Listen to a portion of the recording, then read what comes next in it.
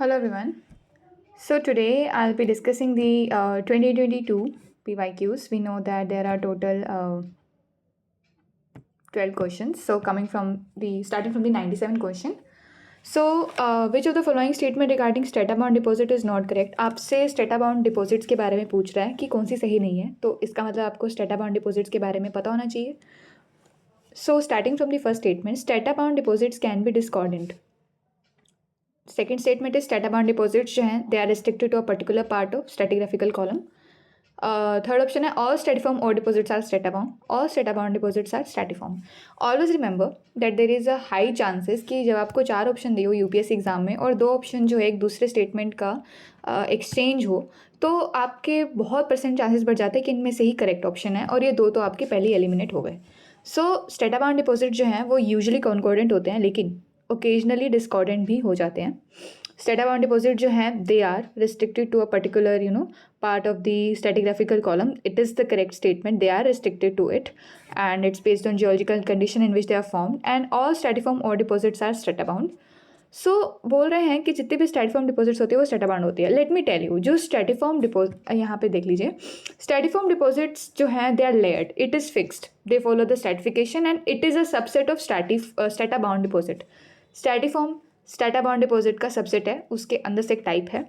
स्ट्रैटिफॉर्म जो है वो स्पेसिफिकली लेयर्ड होते हैं, पैरेलल होते हैं. उसकी यही पहचान होती है कि they are layered and parallel to the rock stratification. And strata bound का ऐसा कुछ नहीं है, बहुत वाइडर एस्पेक्ट में होता है. कोई शेप ऐसे फिक्स शेप नहीं है, they can have a various shape and form. Strata bound they have a specific stratific layers only, and stratiform they have the specific type of strata bound deposit where mineralization occurs in distinct layers parallel to the bedding of host rock. So all stratiform are strata bound, but vice versa is not true. So option D is the correct one. Coming to the 98 question, statement wise question है regarding wall rock alteration के. So के फेल्ड्स्पार जो है वो transform होता है sericite में और it is a common alteration process in hydrothermal system. Hydration is the process of removal of molecular water from a fluid into a mineral during alteration. So coming to the second statement, तो आप देखोगे कि hydration is a process of removal of molecular water from a fluid. आप जब यहाँ पे removal देखोगे आप सोचोगे कि नहीं, हाइड्रेशन में तो आपका मॉलिक्यूलर वाटर जो ऐड होता है, लेकिन पूरा स्टेटमेंट पढ़िए, फ्रॉम अ फ्लूइड बोल रहे हैं into a mineral. So statement 2 is correct. And जो सेलेक्टाइट होता है वो फाइन ग्रेन वाइट का होता है और वॉल रॉक ऑल्ट्रेशन मतलब इस ऑल्ट्रेशन प्रोसेस में this is a correct statement. So both the statements are correct and it is the correct explanation of statement. Coming to the 99 question, so बोल रहे हैं कि which of the following statement, आपको पूरा explanation दे दिया है कि WNS एनरिच होते हैं कंप्राइजिंग हाइड्रोथर्मल ऑल्ट्रेशन, ठीक है, असेंबलेज ऑफ क्वार्ट्ज, ठीक है, मस्कोवाइट टोपाज, फ्लोराइट एंड टोरमलिन, तो इनमें से क्या है? So it is a hydrothermal alteration product. आपको अगर ये पता हो कि इनमें से हाइड्रोथर्मल ऑल्ट्रेशन प्रोडक्ट कौन सा है तो आप उसी से एलिमिनेट कर दोगे. असेंबलेज ऑफ क्वार्ट्ज, असेंबलेज दे दिया और ग्रेनिटिक इंट्रूजन दे दिया. स्कान, टेक्टाइट और fenite, they all are the type of metasomatic. Okay, they are the this one is the alkaline metasomatism. Phenite is alkaline metastomatism. It is an iron rich one. And skarn तो we already know, carbonate rocks के अंदर igneous intrusion हो जाते हैं. Garnet, pyroxene, magnetite, कुछ इस तरह से इसमें ज़्यादा चीज़ें होती हैं. टेक्टाइट में we have the skarn rich, it is a type of skarn and it is iron rich. Fenite, alkaline metasomatism, carbonatites are there, एल्वाइड, नेट्रोडाइट, लाइक ऐसे आपके मिनरल्स इसमें प्रेजेंट होते हैं. So greisen is the correct option. Coming to the 100 question, आपको match दे दिया है लिस्ट 1 लिस्ट 2 का और आपको करेक्ट आंसर बताना है. मैच ऑफ द फॉलोइंग बहुत आते हैं आपके इकोनॉमिक जियोलॉजी पार्ट में, ऑलमोस्ट 12 है, तो उसमें से कम 3 तो आएंगे ही आएंगे. So pegmatite match of the following में पूछ रहा था. सबसे पहले अगर मैं इसमें देखूंगी तो मेरे लिए सबसे आसान ऑप्शन यही है कि मैं लेयर्ड अल्ट्रामैफिक इंट्रूजन देखूँ, क्रोमाइट और देखूँ. So C is 2. There are layered ultramafic intrusion and it is present in the chromite ore. Okay, coming to the pegmatite. Pegmatite क्या होता है? जैसे जैसे क्रिस्टलाइजेशन प्रोसेस होता रहता है तो लेट, जब जो लेट में क्रिस्टल्स बनते हैं ग्रेनिटिक मैग्मा के, वो पेग्मेटाइट को बनाते हैं. इग्नियस रॉक कॉम्पोजिशन है, कोर्स ग्रेन टेक्सचर है. सो ए जो है A is the ore of lithium and tantalum and niobium. Coming to the C option, C तो मैंने एक्सप्लेन कर दिया. Carbonatite is the ore of light rare earth elements like cerium, lanthanum. So ये उसका हिस्सा होता है. कोमाटाइट जो है that is rich in nickel dominated sulphide ore. So option C would be correct one. Rest you can read more about them in detail, but they are really asking. Coming to the 101 question. So consider the following statement regarding phosphorite deposits. So phosphorites, they often show a texture of nodular and palloidal aggregates of fine-grained apatite. During phosphorite formation, apatite never grows diagenetically in the sediment column. बोल रहे हैं कि phosphorite जो है वो texture show करता है nodular और पेलोइडल एग्रीगेट्स का, ठीक है. और फॉस्फोराइट फॉर्मेशन जो है वो it never grows diagenetically in the sediment column. Let me tell you, in UPSC, when there is a 3-line statement and never is added to it, there are many chances that this statement was without never was correct, but now it's incorrect. So okay. And phosphorite, they often show texture of nodular palloidal aggregate. That is correct. So option 1 is correct, but 2 is incorrect. Coming to the 102nd, another match of the following. Siderophile होते हैं iron rich, chalcophile होते हैं sulphur rich, atmophile atmosphere air, lithophile होते हैं आपके silicate rock loving. These are the iron loving, sulphur loving, silicate loving, so सबसे आसान helium एटमोफाइल. B का 3 यहाँ पे है.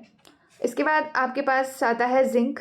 सो बी का 3 जहाँ पे है वहाँ पे सी का 2 है, तो यानी कि आपका सिड्रोफाइल यहाँ पे हो गया. Platinum is the chalcophile, it's sulphur loving, 102. D का हो गया आपका सेकेंड, नहीं डी का हो गया आपका डी का हो गया 1. एंड आपका जो बेरिलियम होता है दैट इज़ अ लिथोफाइल मतलब rock loving. So I guess this option would be correct. A का हो गया 4 लिथोफाइल, हीलियम का हो गया आपका एटमोफाइल, जिंक हो गया आपका 2, एंड डी प्लैटिनम हो गया आपका सिट्रोफाइल. Okay, so however this option would be correct. Where is the laser?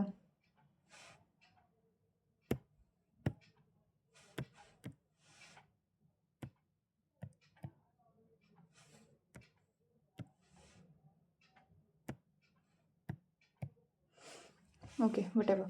So 103rd question बोल रहे हैं कि कौन से डिपॉजिट्स जो हैं that is unlikely to preserve, मतलब ये प्रिजर्व नहीं रहेंगे क्योंकि रैपिड इरोजन होगा उसकी फॉर्मेशन के बाद. एक ऐसा एनवायरनमेंट जहाँ पे रैपिड इरोजन जो है वो होगा ही होगा. Let me just try. हाँ, सो वो चीज़ जो रैपिड इरोजन का मतलब उसका वो हो मतलब आप उसका वो इफेक्ट होगा ही होगा. तो आपको ऐसे डिपॉजिट देखने हैं.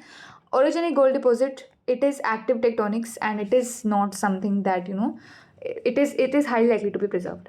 Hypothermal tungsten deposit. Hypothermal is high temperature and pressure and it is stable. Peridotite hosted chromite deposit, it is ultramafic rock and it is highly stable because of high temperature and pressure.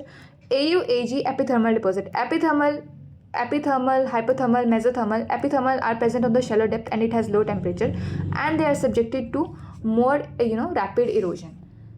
So coming to the 104 question. Consider the following statement regarding the oxidation of sulfide deposit. आपको sulphide deposit के oxidation के regarding statements देनी है. Gossans are rich in chalcopyrite. Gosans are rich in iron oxide and hydroxides, not in chalcopyrite. Statement to Gosans, they are eagerly sought by the mineral prospector because beneath them there is a huge mineral khazana is there. So yes, they are eagerly sought by the mineral prospector. So 104 question में आपकी statement 1 जो है वो false है, but statement 2 is true.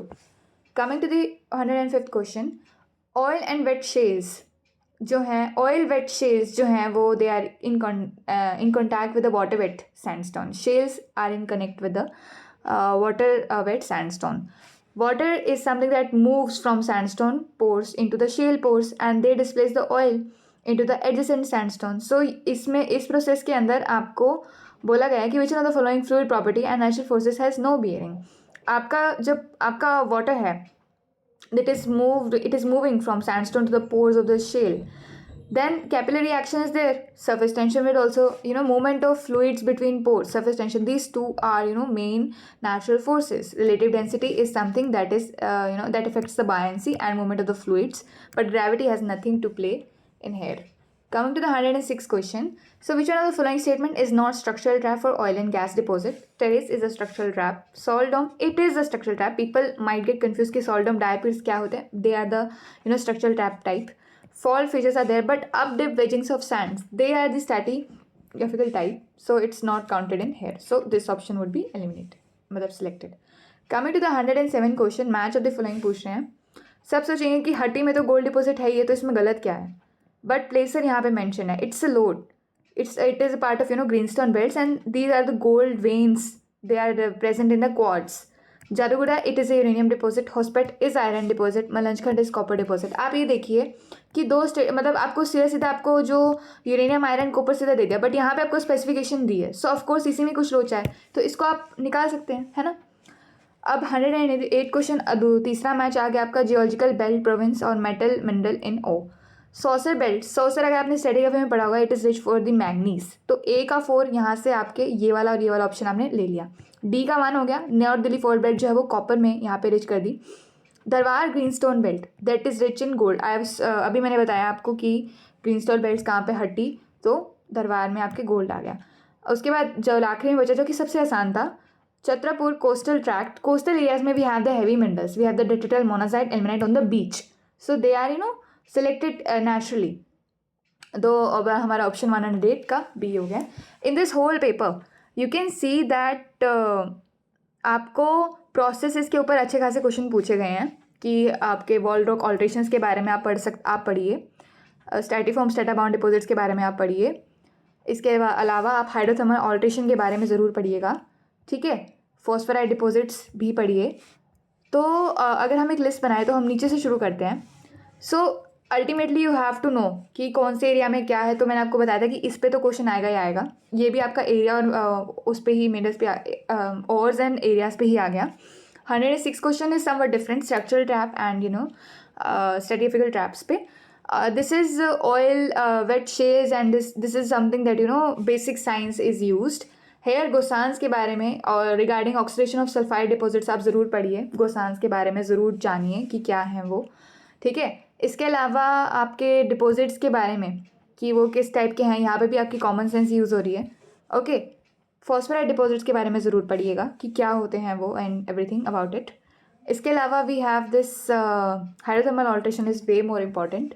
And coming to the rock wall rock alterations, इसके बारे में भी आप ज़रूर पढ़िएगा. तो कुछ चीज़ें हैं, मतलब आप टॉपिक उठा लीजिए कि वॉल रॉक ऑल्ट्रेशंस है या कुछ भी है, तो इससे आप शॉर्ट लिस्ट कर सकते हैं अपने लिए टॉपिक्स कि आपको क्या पढ़ना है क्या नहीं पढ़ना. सो इन दिस वे आपके लिए और ईजी हो जाएगा तैयारी करना. Thank you.